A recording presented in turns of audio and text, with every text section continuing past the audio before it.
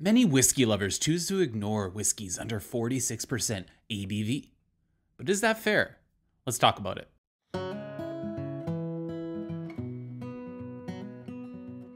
Hey guys, welcome back to Whiskey on the West Coast. My name is Matt, and today I wanted to talk to you about my top 10 whiskeys under 46% ABV.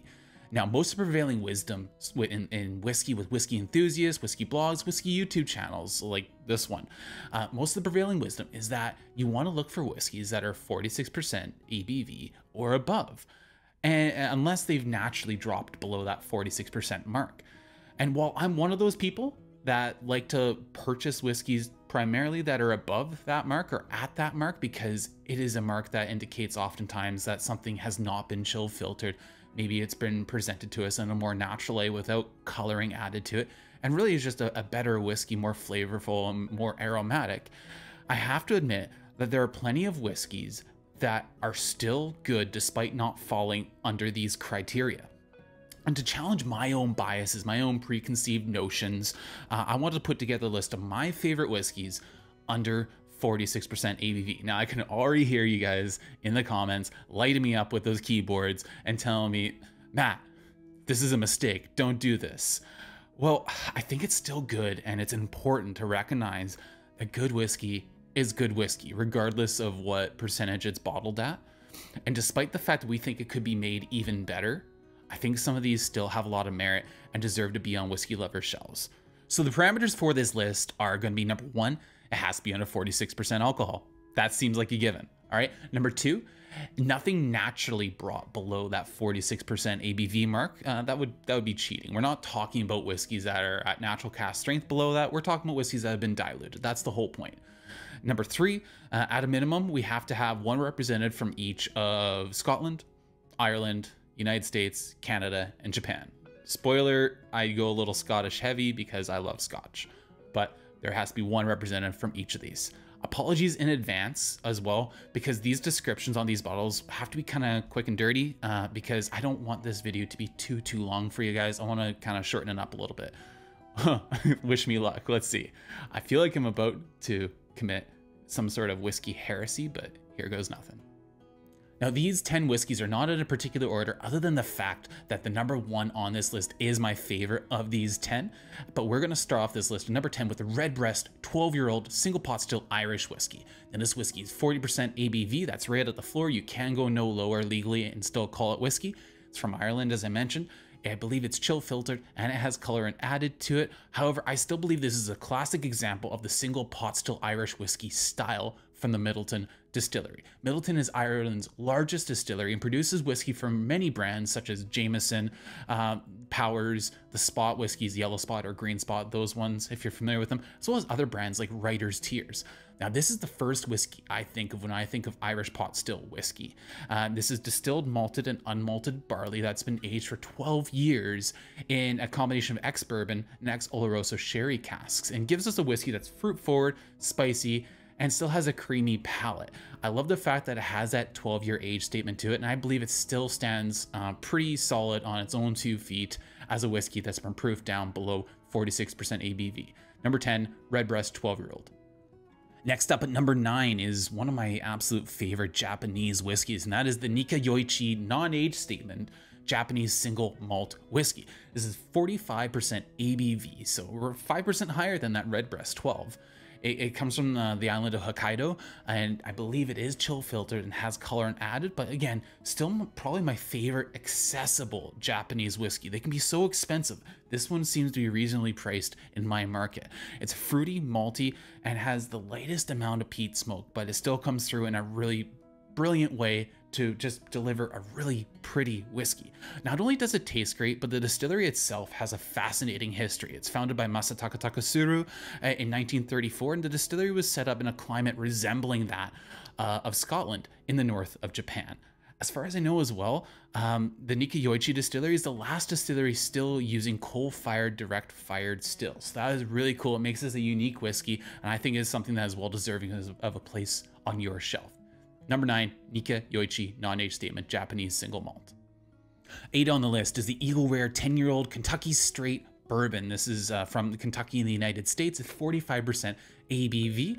I'm uncertain if it's chill filtered. However, I believe there's no color added to it. It hails from the Buffalo Trace distillery, which brings us products like obviously Buffalo Trace, E.H. Taylor, and Stag, which this whiskey actually shares the same mash bill of, which is 75% corn, 15% barley, and 10% rye. It's a low rye mash bill. This is one of the few bourbons that I tend to keep on my bar because I really enjoy it. And I tend to not drop below 45% ABV with bourbons because I really feel like they need that added structure to really perform well. And so I think with the 10-year age statement, 45% ABV, I think this is a great whiskey to keep on your bar. It's really where I start with my whiskeys from Kentucky. Now, availability of this varies depending where you live. However, here in British Columbia, you can find this most of the year without too much trouble on the shelf. Other places, this bottle is highly allocated along with things like Buffalo Trace. I'm sorry if that's the case for you, but whereabouts I am, it's something that I can pretty much pick up 12 months of the year. Number 8 is the Eagle Rare 10-year-old Kentucky Straight Bourbon. Lucky number 7 is going to be a Canadian single malt whiskey from the Two Brewers distillery in Whitehorse in the Yukon at 43% ABV. It's going to be non-chill filtered, natural color, but I'm being a little bit aloof here for a reason. Now, if push comes to shove and I have to buy a Canadian whiskey that's under 46% ABV, I want to make sure that it's something of excellent quality. And that something is going to be single malt from the Two Brewers distillery. Their classic release is bottled at 46% ABV, but they have 3 other kind of running ranges of whiskeys released under the innovative line, the peated line, and the special finishes line that are all typically released at 43% ABV. Now, Two Brewers loves to play with roasted grains with varying fermentation techniques, as well as a huge variety of cask types and finishes. Now, the peated release uses Scottish barley sourced from Baird's and is a fixture in the Two Brewers release schedule. The most recent is release number 38. Now, I've had that, I've really enjoyed it in the past, but it has been a few years, but I am certain of its quality. It is good stuff. The latest special finishes release is number 41, and that was finished in a Pedro Jimenez sherry cask. Finally, we're talking about the innovative line here. The most recent innovative is number 40, and this one was made with ex-whiskey casks that were then filled with green coffee beans, emptied, and then filled once again with whiskey. That is a bit out there. I'm not sure how that would work out, but hey, certainly innovative and would definitely be interesting to try. The best part of this all right now, I'd say, is that Two Brewers is now actually being distributed a little bit wider. I believe it's now available in the UK, possibly even Europe. So wherever you are, you might be able to get Two Brewers single malt Canadian whiskey near you. Number 7 is a single malt whiskey at 43% ABV from the Two Brewers distillery. So you probably noticed I've already listed an Irish whiskey, Japanese whiskey, American whiskey, and a Canadian whiskey, which probably means I need to talk about a Scottish whiskey next. And I'm gonna get to that, but I wanted to thank you first for watching this far in this video. I love all your support. I love all the comments. I do my best to respond to each and every one of them. And if you can leave a comment down below, what's your favorite whiskey under 46% ABV? Or you can also just let me know that I'm committing whiskey heresy by even putting this list together. Largely, I'm with you, but I still think there's some good whiskeys under that 46% mark. Also, like, share, subscribe to the channel if you haven't already. I really appreciate all those supports. And also a little bit of still news is going to be that I actually have a Patreon channel now where I'm posting additional reviews, and I have some other benefits to go along with that as well. So if you have any inclination to support the channel monetarily to help me continuing to bring more and more whiskey content to you, maybe look for the link in the description down below to my Patreon membership page, where you can go ahead, you'll find additional perks like those additional whiskey reviews. Thank you all for all the support you've given me already. Let's get back to the list and number 6. Number 6 on our list is the Oben 14-year-old Highland single malt Scotch whiskey. This whiskey is 43% ABV. It is chill filtered and it does have color added to it, but it is one of the original members of the Classic Malts of Scotland range and is a whiskey with a great deal of character. Now, it's hailing from one of Diageo's smallest distilleries, but it's a distillery that actually doesn't provide much whiskey at all, really, for Diageo's blends. Almost all of its output goes towards single malt Scotch whiskey, which is very different for Diageo. Now, it's located in the seaside town of Oben, a place that I visited this past year. It was really beautiful, wonderful place to visit.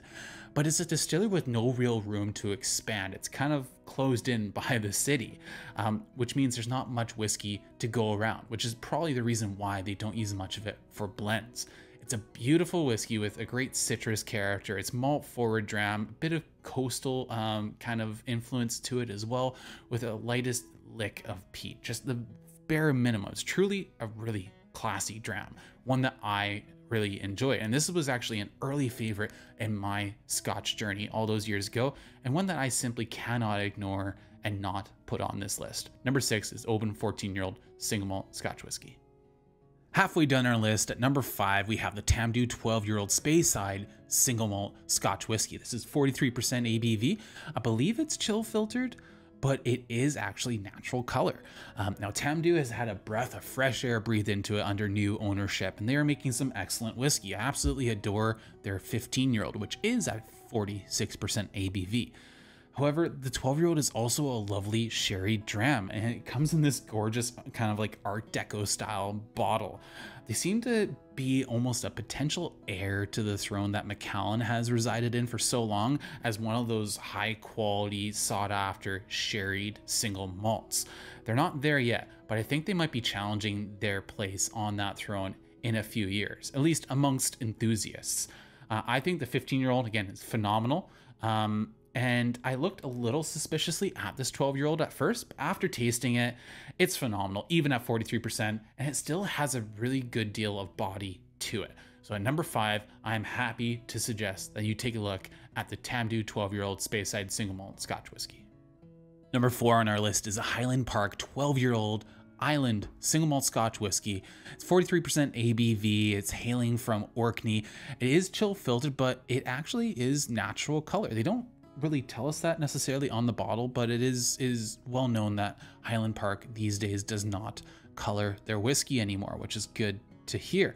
This Orcadian single malt Scotch whiskey was a gateway for many, including me, to the realm of peat and Scotch in general, and it remains one of my guilty pleasures. While I really am an enthusiast for independently bottled Highland Park, there still is something of merit to this official bottling 12-year-old. While I'd love to see it at 46% ABV and non-chill filtered, it still performs admirably with the 43% that it's bottled at. Again, natural color, a 12-year age statement. There's a lot of things to like here. The use of sherry casks along with the more floral, heathery Orkney peat provides a really good experience. Honestly, there's a reason why in the first year of the online Scotch Whisky Awards, this was actually nominated for one of the best value whiskeys, I believe. It did get a nomination, even with it being under proof. So it has to be good stuff, right? For me, again, it's a guilty pleasure, and it winds up at number 4 on this list. Getting closer to number 1, but number 3 on the list is the Talisker 10-year-old Island single malt Scotch whiskey hailing from the Isle of Skye. This whiskey is at 45.8% alcohol. It's chill filtered, and I believe it has color added to it. And okay, yet another member of the classic malts of Scotland range, and this is probably cheating because, you know, 45.8%, it's barely under that 46%, but hey, the rule's 46, it's not 45.8. So I put it on this list because it does qualify. Now, this Skye Classic does have a new challenger to its throne these days on the Isle of Skye. Torreveg has opened up, which means that Talisker is now the island's oldest whiskey distillery rather than the only. Now, this 10-year-old has been one of those exceptionally enjoyable drams over the years that never really seems to let you down. It's a coastal, fruity, moderately peated profile with a good amount of peppering, and it's a modern day classic. I would never turn my nose up at a glass of this dram. It's a great whiskey despite its faults. It'll be interesting to see if Talisker steps its game up with a new neighbor making good whiskey. But at number 3 on this list, Talisker 10-year-old single malt Scotch whiskey is worth your time. Second last on our list is actually the third and final of Diageo's classic malts of Scotland range to appear on this list, and I'd say it's arguably the most popular of them all. It is the Lagavulin 16-year-old Islay single malt Scotch whiskey. It's bottled at 43% ABV. I believe it's chill filtered and has color added to it. but this is oftentimes people's first introduction to Islay peat. And a lot of people I know really only finally understood what Islay was all about through this whiskey. 16-year-old age statement, 43% ABV, using sherry cask to boot. There's a lot to like about this rich, elegantly peated whiskey. Now, people will actually argue with me to this day that Lagavulin 16 is the very best Lagavulin. Personally, I think that crown belongs to the 12-year-old, but to have a 43% ABV whiskey be considered as the best of a distillery's range is pretty impressive, honestly. Regardless of any faults, I would never turn down a glass of this whiskey, much like the Talisker 10-year-old. It's a lovely dram, especially if you're not the one paying for it, because the pricing policy leaves a lot to be desired in that way. But still, the whiskey, when considered by itself, is something that really deserves a place on any whiskey enthusiast shelf. Number 2 on this list was the Lagavulin 16-year-old Islay single malt Scotch whiskey. Number 1 on our list of whiskeys under 46% ABV is the Benroic 15-year-old Speyside single malt Scotch whiskey. It's bottled at 43% ABV.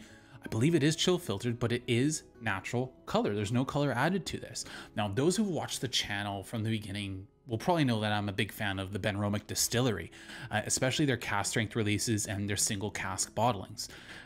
And now I find that the core range, the 10-year-old, 15-year-old, 21-year-old, they kind of get ignored a little bit and overlooked by whiskey enthusiasts because that they are bottled at 43% ABV, and because I believe they are chill filtered. While I'd agree that the best thing Benroic could probably do for whiskey enthusiasts and for people appreciating their core range is to bottle at 46% with an additional 3% and to not chill filter, it is such a solid dram, this 15-year-old, that I simply cannot ignore it. The prime factor for evaluating whiskey really should be, does this whiskey taste good? And this whiskey tastes phenomenal. The low to moderate peating level, along with the use of exclusively first fill ex-bourbon and sherry casks, gives us a flavor profile that's brimming with tropical fruit, with dark fruits, as well as leather, smoke, and overall just a lovely single malt whiskey. On top of this, it's really fairly priced. Benroic is just a distillery that's really going to be going places. It's getting more and more popular as more and more people try their whiskey. I would also recommend the Benroic 10-year-old at 43% ABV. However, you guys have heard me talk about that whiskey so much, I figured I'd change it up. And the 15-year-old is probably my favorite of the 10, 15, and 21-year-olds in the Benroic lineup. It really is a solid whiskey. So at number 1 is the Benroic 15-year-old Speyside single malt whiskey. Thank you guys once again for joining me. Again, leave a comment down below what your favorite under 46% ABV whiskey is, or again, if you think I've just committed whiskey heresy by even making this video. Thank you for joining me. Come back for more in the future. Like, share, subscribe. If you're interested in more videos, consider becoming a Patreon member with the link in the description. And again, come back for more. I always love having you guys join me for a dram and a glass of whiskey from the West Coast. Until next time, slàinte.